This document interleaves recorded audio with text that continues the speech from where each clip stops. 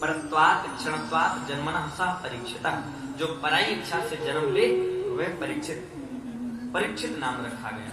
ब्राह्मणों ने कुंडली बांची, ब्राह्मण बोले ये तो बड़ा यशस्वी राजा होगा। पांडव बोले ये तो बड़ी कृपा महाराज, हमारे वंश का नाम रोशन करेगा।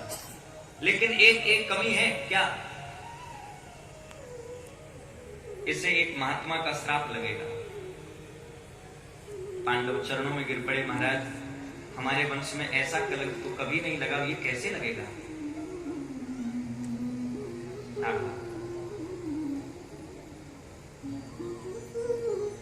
अगर ये कलंक लग गया तो पूरा पांडव वंश बदनाम हो जाएगा।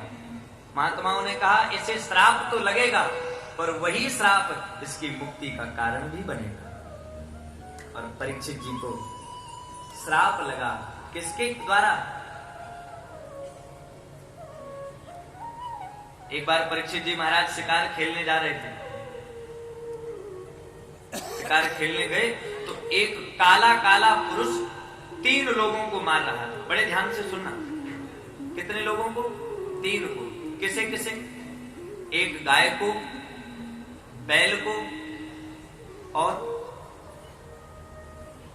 पृथ्वी रूपणी बनी एक छोटी सी गाय की जो बछिया।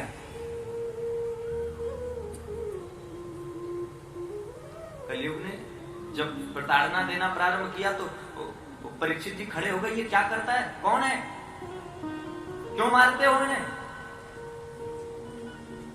बैल के पांव तोड़ दिए, गाय को कोड़ों से मार रहा है।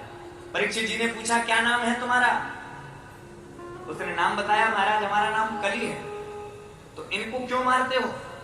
बोले महाराज हमारा काम है, कलयुग है, हम तो बुरे उल्टे सीधे कर्म करते ही हैं। परीक्षित जी ने कहा निकल जाओ हमारे राज्य से। कलयुग बोला महाराज जहां तक दृष्टि जाती है वहां तक आपका ही राज्य है, कहां चले जाएं? और प्रभु आप कृपा करो तो निश्चित स्थान हमें दे दो, रहना तो आपके ही राज्य में है। अच्छा चलो तुम्हें निश्चित स्थान दे देते हैं। और कलयुग को परीक्षित जी ने ये स्थान दिए हैं। बड़े ध्यान से सुन लो आप, कौन से स्थान दिए हैं, कहां रहता है ये कलयुग? द्यूतम पानम स्त्रिया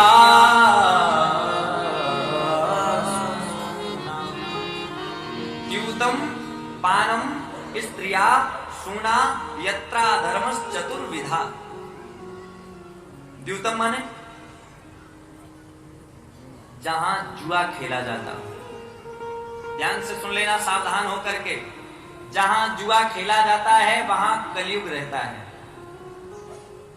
और दूसरा पानम, पानम माने प्रेम से बोलो राधे राधे, थोड़ा जोर से बोलो। हमें कोई बता रहा था कि फतेहपुर में तो एक भी मदिरालय है ही नहीं। अब हमें सूचना मिली, देखो हम क्या जाने, हम तो यहाँ पहली बार आए। हमें क्यों, ऐसी बात है क्या शुक्ला जी? हैं? अच्छा होंगे भी तो लोग यहाँ के नहीं लेते होंगे, वैसे भले लोग हैं, हम तो जानते हैं। देखो भले लोग कितने लोग बैठे हुए हैं, कोई नहीं लेता होगा। और जो अगर लेते भी होंगे तो आज से प्रेम से बोलो राधे राधे। क्योंकि जहां पर मदिरा पान की जाती है वहां कलयुग रहता ही है।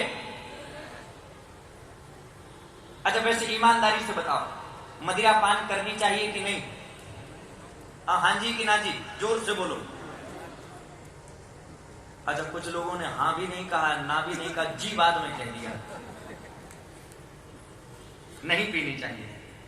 अच्छा एक जगह हम कथा में यही कह रहे थे कि वो महाराज जी कथा में कह रहे थे कि मदिरा पान नहीं करनी चाहिए।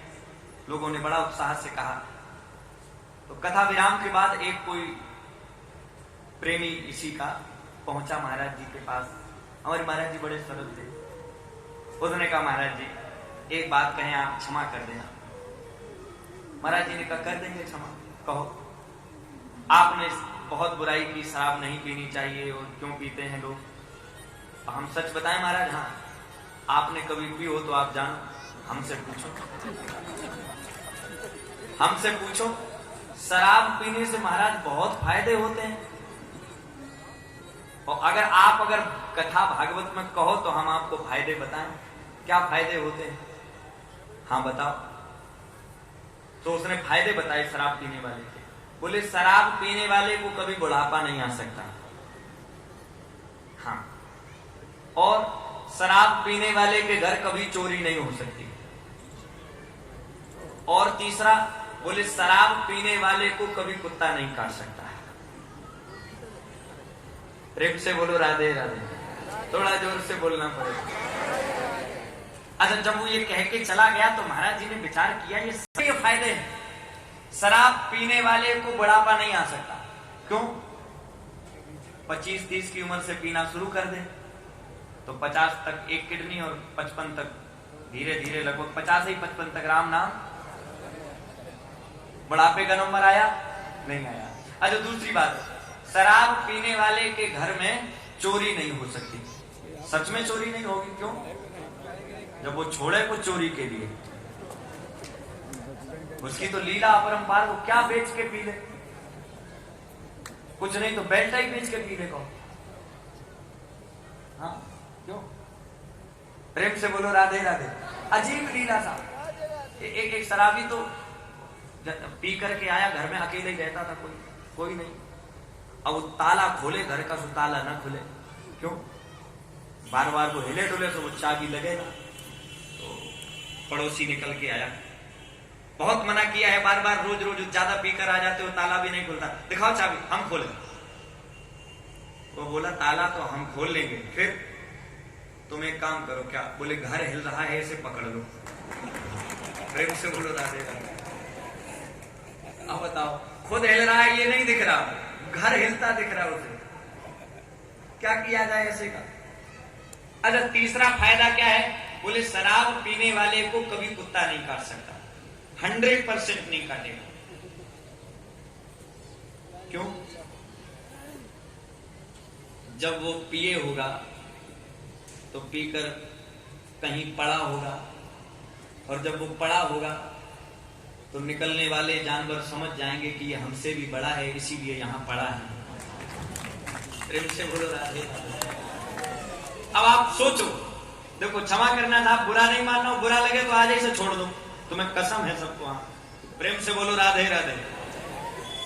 हम इसीलिए तो थोड़ा ऐसा बोल रहे हैं कि कम से कम ये तो सुधरे।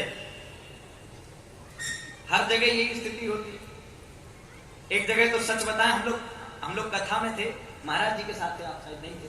महाराज जी के साथ कथा में थे तो कोई पिए बैठा, वो कथा सुने आराम से, वो दूर बैठा, और दूर जैसे कई बार बीच बीच में कथा हो तो पता नहीं वो क्या करे, वो ऐसे कर दे बस। सच में कसम से ठाकुर जी के, वो वहीं से बैठे बैठे हम लोगों की तरफ अच्छा नजर पड़ी जाती, वो पिए बैठा आराम से, बढ़िया टल्ली एकदम मस्त। वो बस कथा चले, महाराज जी कुछ ऐसा गंभीर प्रसंग उठाए, आराम से भरत चरित्र चल रहा था, और वो वहां से ऐसे कर दे। महाराज जी ने धीरे से कहा, क्या हमें डसेगा या कथा डसेगा? क्या करना क्या चाहता है? हे भगवान, प्रेम से बोलो राधे राधे। अब बोलो ऐसे लोगों का क्या किया जाए जो बैठे हैं? वो कुछ नहीं तो आप बोलो राधे राधे, थोड़ा जोर से बोलो। बाद में 2-4 कार्यकर्ताओं ने उठा के उसे बाहर किया, लेकिन वो जहां मिले हम लोगों को तो मिलता ही था, क्योंकि महाराज जी थे कमरे में, और हम लोगों को मिले फिर कर दे।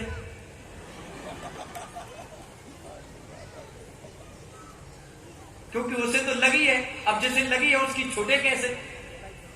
और सच में जिसे लगी है उसकी छुड़ाने के लिए एक बार उसकी लगन भगवान से लगानी पड़ेगी। और जिसकी देखो, 2 ही लोग नशे में रह सकते हैं, या तो जिसे ये लगी है या उस जिसे भगवान की लगन लगी है, वही उस दुनिया में नशे में रह सकता है। इसीलिए तो एक भक्त कहते हैं ना, लगन तुमसे लगा बैठे